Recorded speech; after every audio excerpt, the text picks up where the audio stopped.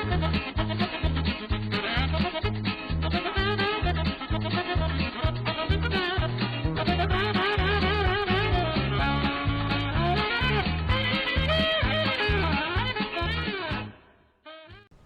hello from the old buzzard. We're standing in the buzzard's nest today. I was supposed to go for a ride this morning. The guys got me up at 6 o'clock to go have breakfast and go for a nice long road ride, but sat there for breakfast and they all determined that they didn't want to get wet because it's supposed to rain today. They kind of wussed out on me, but that's all right. So I thought I'd come home and see if I could whip out a quick movie on something I've wanted to talk about for a while. And major topic is just Google Maps, how to use them offline, and how to use their satellite view. It's the satellite view part of it is something I stumbled into a little while ago, and actually brings some really great power to offline maps. But I just wanted to say hi, and we'll get to the video right now. This is all really off the cuff. I didn't practice anything. I didn't make any notes. I'm likely to stutter and stammer and go haywire in a number of places, but I wanted to get this out there. I've been thinking about it for a long time. So well, let's let the movie begin. Okay, I hope this works out. I'm casting my tablet. In fact, here's the tablet here. Casting my Samsung tablet up on the Roku and on the big screen. Had a hard time figuring out what would work best as far as trying to show you anything on the tablet. So I think what I'll end up having to do, I will have to point to what I'm going to do and execute it on the tablet. I just can't figure out, you know, on a PC maybe you can use the mouse and you could follow the mouse around, but there's no mouse pointer on the tablet. So we're going to give it a try this way. First topic is going to be Google Maps. Google Maps, most people know that you can do an offline map, but there's some other things to talk about too. And for those that don't know about offline maps, I wanted to show you the process. So almost everybody has Google Maps on their tablet already. So we're going to open Google Maps by clicking on it.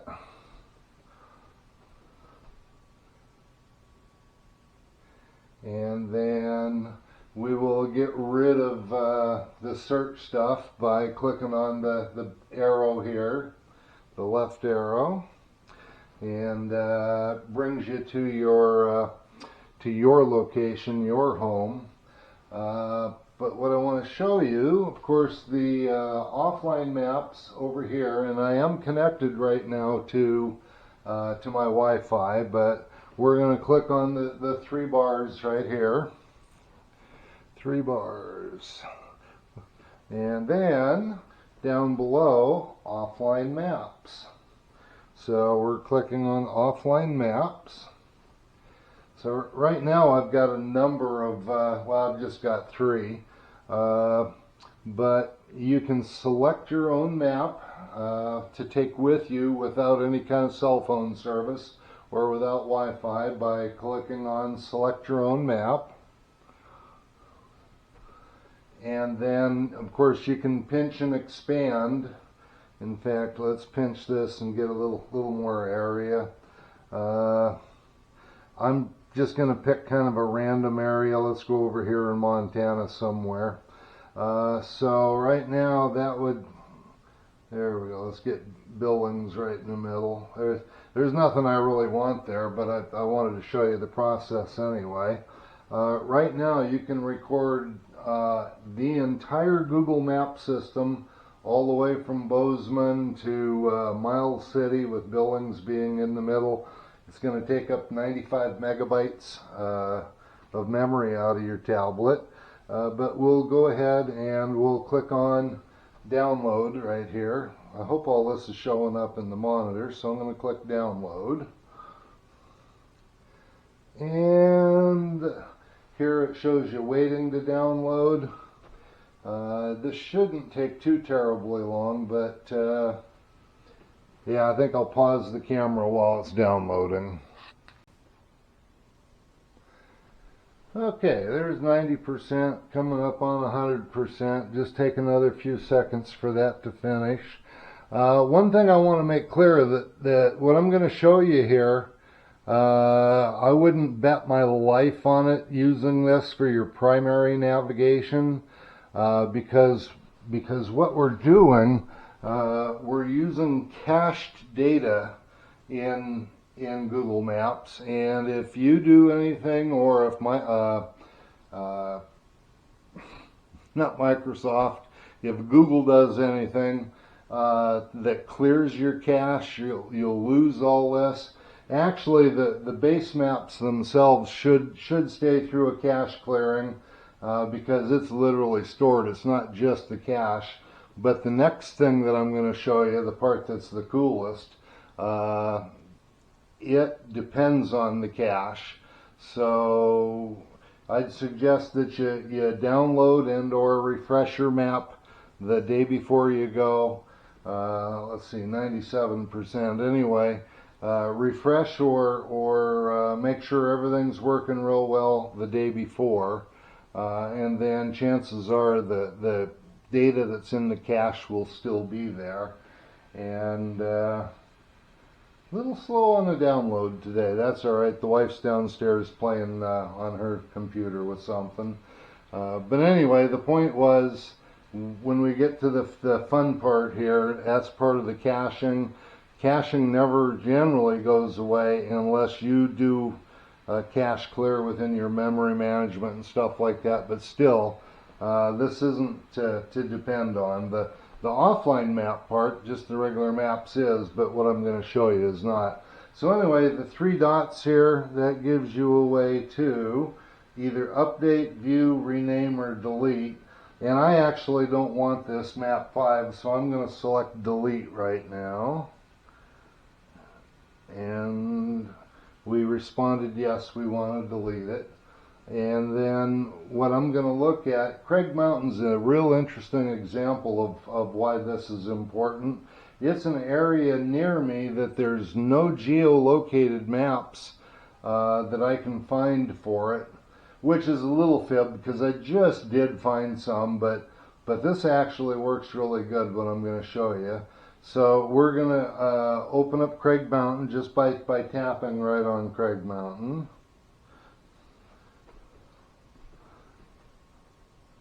And you get the chance right here to either update or delete it. Not Microsoft, I keep calling it Microsoft, but Google makes you update this map once every 30 days. And if you wait for the 31st day, it will no longer be available to you, and you'll get stuck out in the woods somewhere with no offline map. So make sure you update it at least once a month. I'm going to go back. That's not exactly what I wanted. We'll go back from here too. But there, now we have the map that I wanted. This is the Craig Mountain area. This is the closest play area to me that's real popular. You'll notice I've got pins dropped all over the place, and I'll show you why. I'm going to expand the map out. And when we get down into, let's look at these roads right here.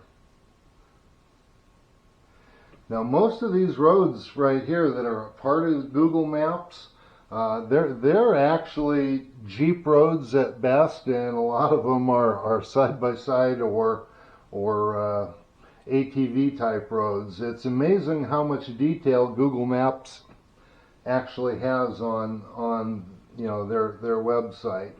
But you'll see down here, let me go up a bit and I'll shrink it a little. I've got a lot of dropped pins here, and it doesn't appear that there's any roads there. So now up here in this corner, we can go get the satellite view. Let's click there. And now we're going to click on satellite. And I'll be darned. we can see trails through here. In fact, let me zoom in a little more.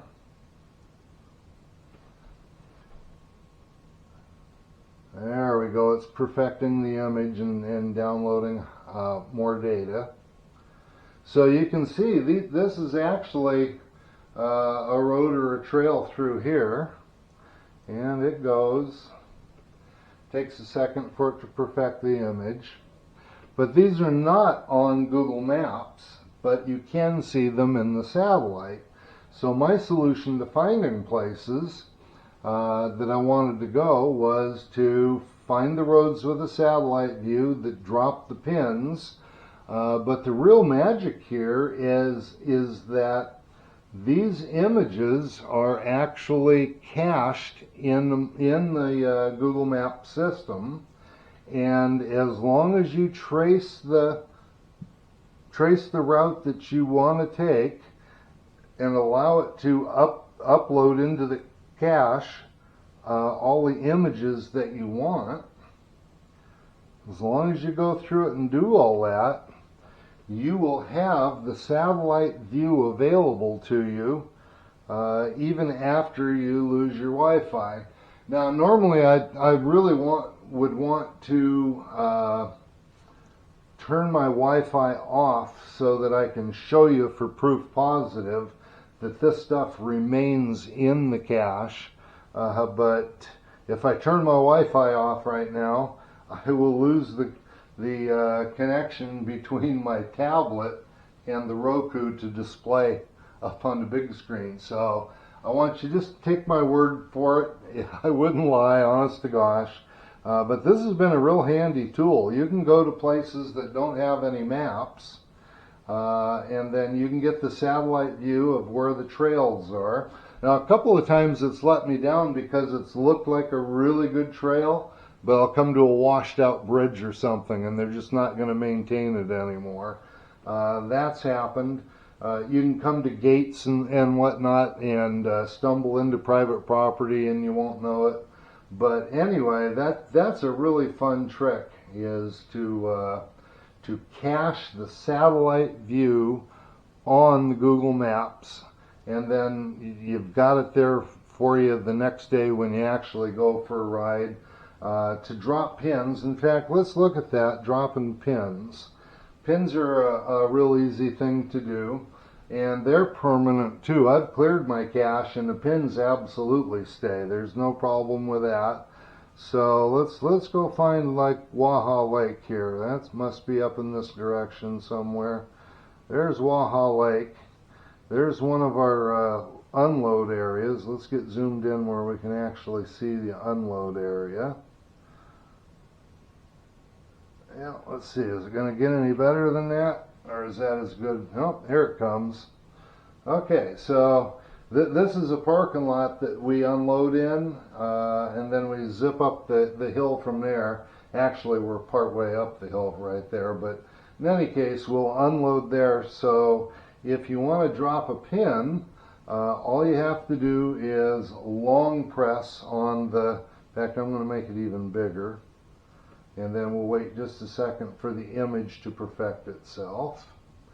And yeah, that's pretty high res. In fact, you can see somebody parked in there right now. There's only one. Well, by right now, I mean when the satellite flew over it. Who knows when that was. But I'm going to hold the long press right in the middle of the parking lot. Go on. Well, I'm fibbing to you. So I think you got to press over here. My apologies. I knew I wouldn't do this perfectly, so no, that's not it either. I'm sure it's a long press. I may have to edit this part out so I don't look silly. So in any case, long press. Double click. Okay. So now you can see we've dropped a pin. You'll have to play a little bit. I was sure it was just a long press to drop the pin. But now we'll swipe left on this. No, we won't. We'll actually label the pin. So this is a good it opened up by itself. We'll label the pin. I clicked on label. enter a label here. So I'm going to type in Waha, whoops, W-A-H-A, unload. Whoop. You got to be able to spell to do this and not screw up your tablet. Okay, small, and then A-R-E-A. So there we go. Now we have it labeled. I guess I needed to hit return there, so we'll hit done. And now, well, let's see. Now we'll clear this. Oh, gotta hit save, of course. Yeah, see, I don't have any of this scripted or practiced real well, so I'm just doing it on the fly. Now we're going to click save, and save will keep it for permanent. So you can make lists. You could put it in, well, when I did the Mackie ride here a while back, I pinned up Mackie. There's favorites. There's some different rides we've done. I guess I'll put it in favorites. So I'll click on favorites. And you can add a note about it if you want, but I don't want right now. And we'll click on done. Okay, and now I'll click up here to close that. There we go. So now we're pinned and we're named. And every time you open up Google Maps in this area, you'll see that pin and that name. It also is probably a good way where you can get the coordinates to share with somebody. In fact, let's go back and click on the 3 bars. And let's see. What if we do your places? That was the top up here. Let's see, I got home, work, I've got a bunch of neighbors information. I guess we don't need that. So, too much to go through. But in any case, there's a way to share that location with people, and I don't exactly remember how to get there. And you can also use the go function. I'm not sure how much of this I'm standing in front of, but down here is go. So it'll plot a route out for me.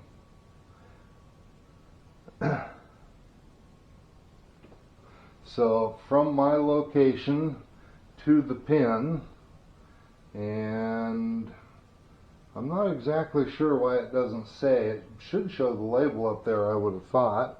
But let's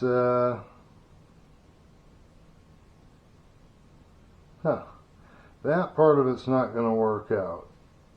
It should. What am I doing wrong?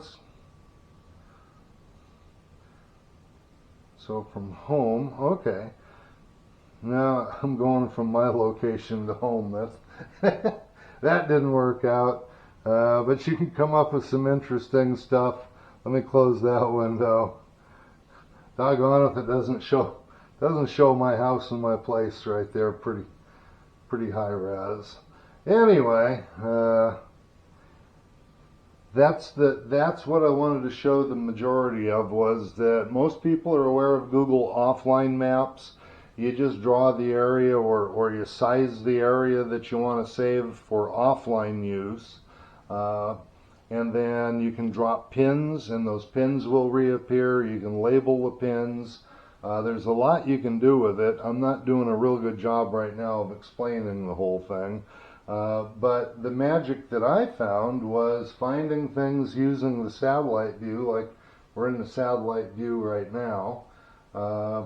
But that's the magic for me, is the satellite view. In fact, if we go way out, you can see I've got pins dropped in a number of places.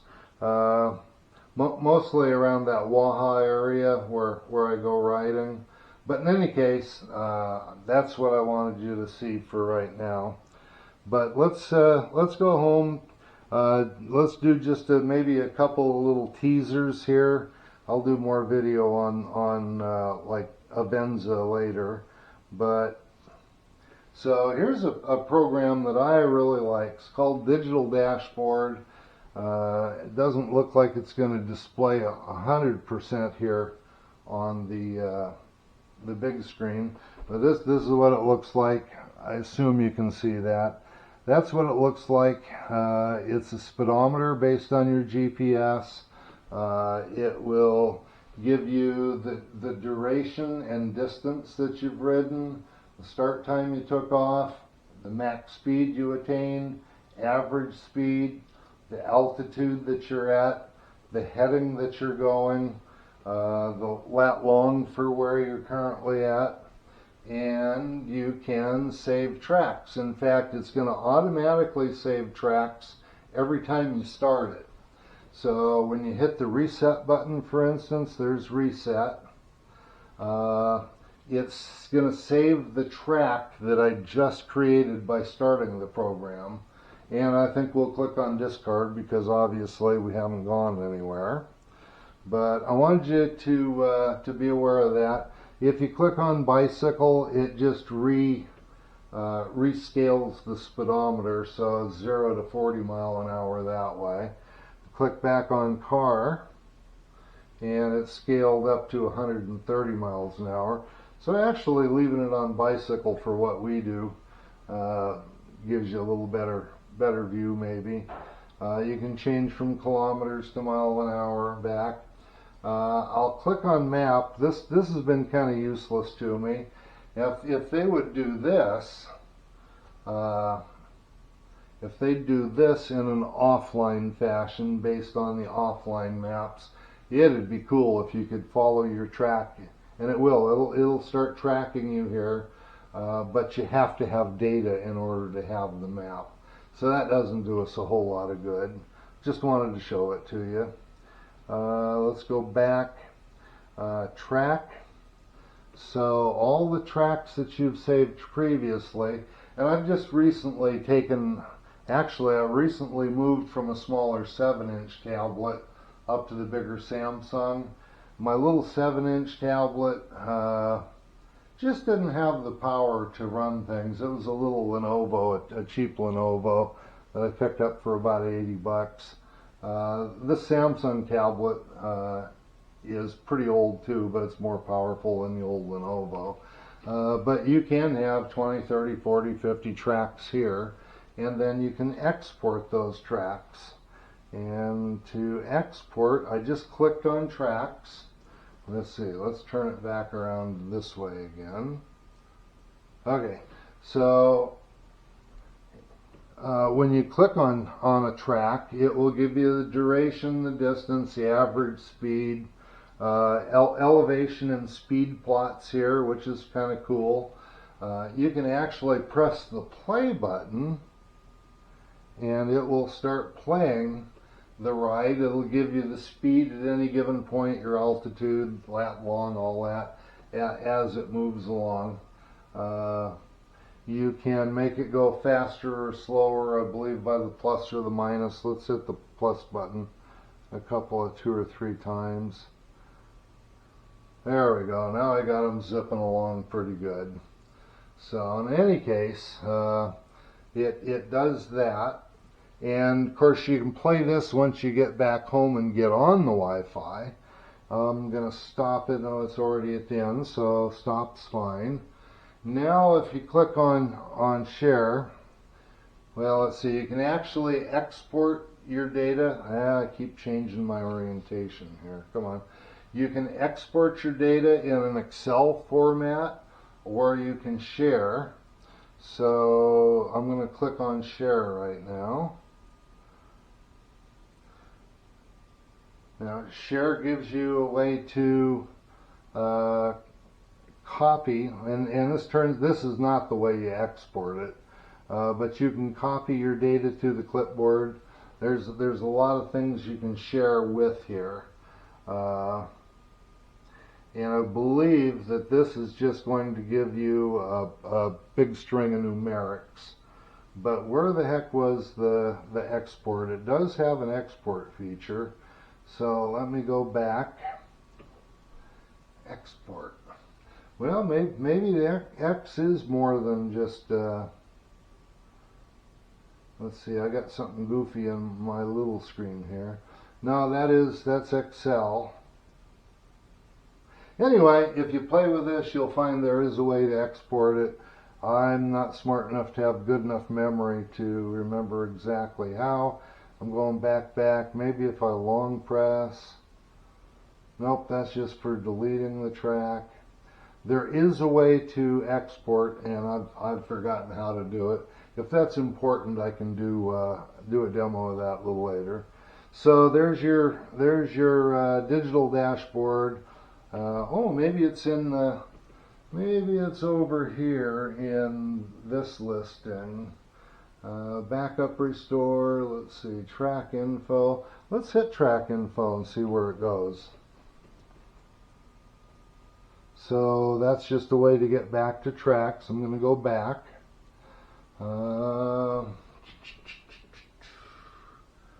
Backup restore. I don't believe it was in backup restore, but we're going to click there. Oh, that is how you do it. So if you do a backup, it will create a GPX file. And I'm going to click on backup right now. Oh. So I clicked on backup. Let's see what it's going to do. So I'll use my account, of course. And it's going to back up to the Google Drive is what it's doing. So after it copies the GPX file into Google Drive, let's see, I got to give it permissions because I haven't used it on this one yet. So we'll allow all that to happen. Click on allow.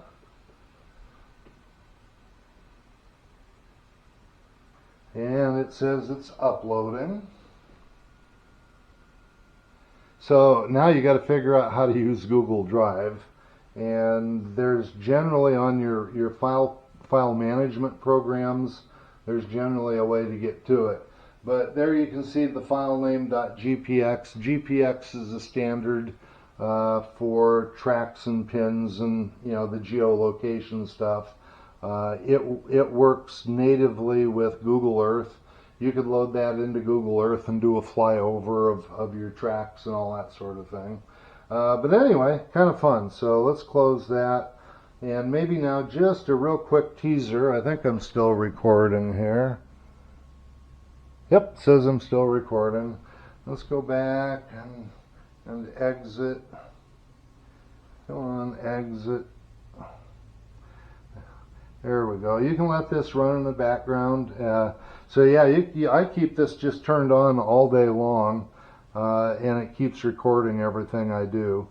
This is not my primary track recorder. My primary recorder for tracks is Avenza Maps, and let's see what I've got turned on right now just to do a quick teaser for Avenza.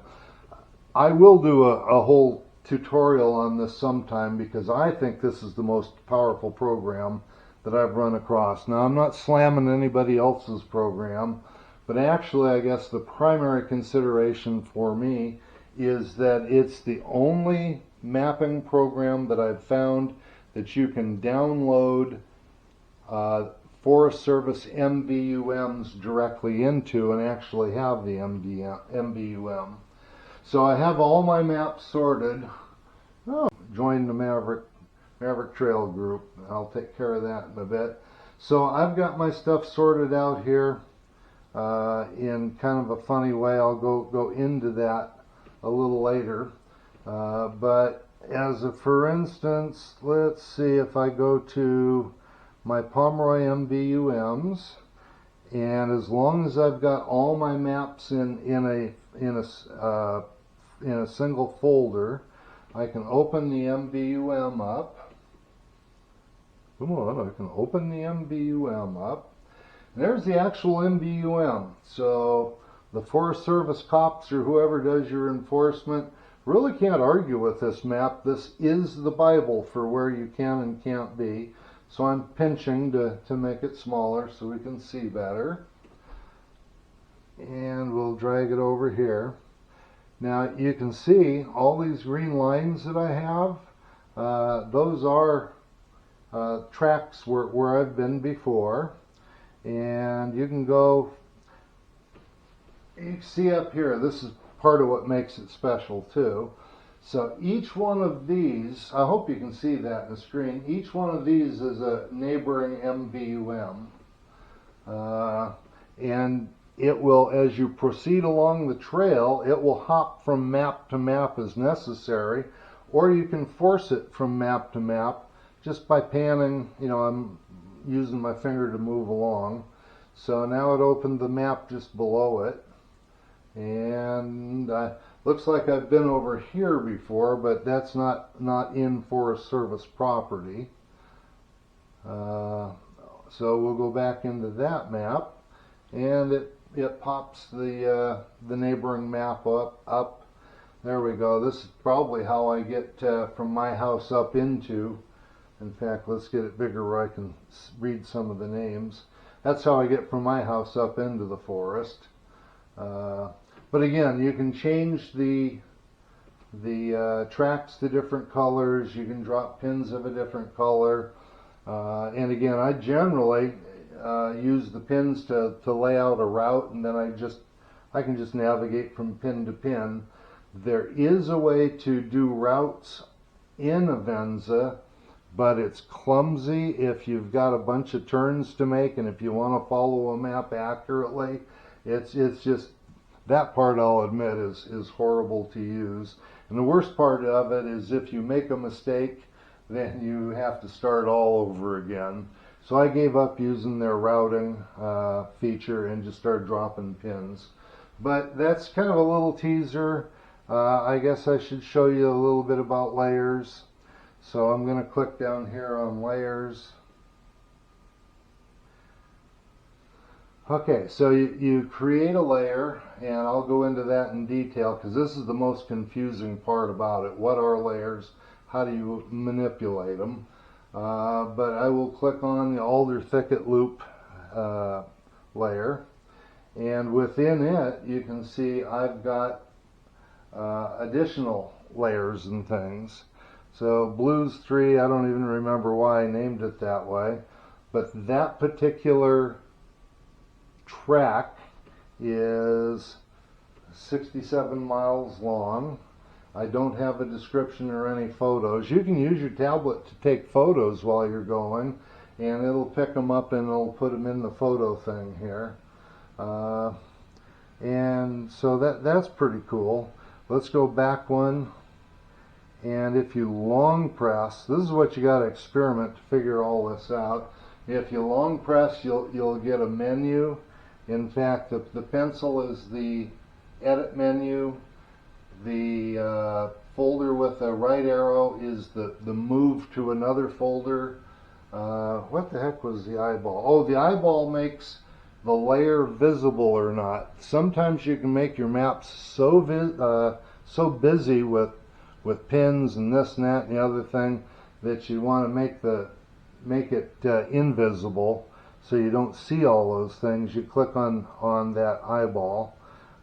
Clicking on all selects everything in it, and of course the garbage can dumps them. I'm going to click on edit right now. So you can change the line color. You remember some of my tracks were green. You can change it. In fact, let's click on line. You not only change the color, in fact, there's the colors that you can select from, and I'll just go back. But you can also change the line thickness of your track. I sure hope this is working out, making the recording. And again, it has details for distance and whatnot. And of course, you can relabel things up here. There's also another thing that you have to be aware of is, let's go back to map layers. So let's do a long press on it at this level. Come on, long press. There we go. So now I'm going to click on the pencil, the edit button again. So again, you can title the layer, you can set your default icons and all that sort of thing. But the most important thing is that you have to link the layer to the proper map. So right now I've got this layer linked to the Clearwater visitor map and the Pomeroy MVUMs. In fact, in actuality, the Clearwater visitor is a specific map, but Pomeroy MVUM is a whole folder of MVUMs for the Pomeroy Ranger District. So that's probably all I wanted to show you for right now. This is just something I wanted to whip up quick, and I was supposed to go for a ride today, but it looked like it was going to pour down rain, and the other guys kind of wussed out on me, so they didn't want to go. I said, screw it, I'll go home and make a movie or something. Anyway, that's what the old buzzard has for you today. I didn't prepare for this at all, so I have no idea how it's going to come out. But that's what I wanted to show you. Sometime I will do a better job on Avenza maps because it is really powerful and it's really handy, although it's complex. Maybe once you see it and you start practicing it, it might become your favorite program too. So that's all for the old buzzard, and cheers, peace, we'll see you later. Bye-bye.